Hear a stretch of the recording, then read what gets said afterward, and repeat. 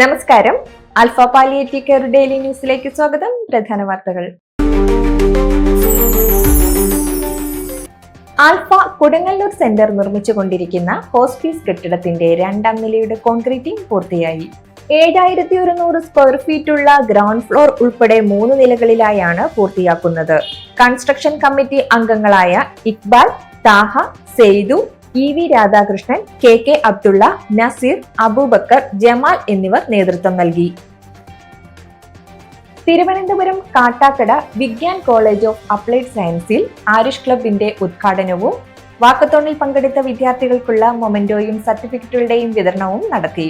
College principal doctor Jayasree P memento ഏറ്റുവാങ്ങി. Community welfare district coordinator Akshay Babu palliative ബോധവൽക്കരണ class നയിച്ചു. Community welfare ഓഫീസർമാരായ Keerthi Krishnan, Gauri Krishna, NSS programme ഓഫീസർമാരായ ശാന്തിനി KS, ശരത് ലാൽ എന്നിവർ നേതൃത്വം നൽകി.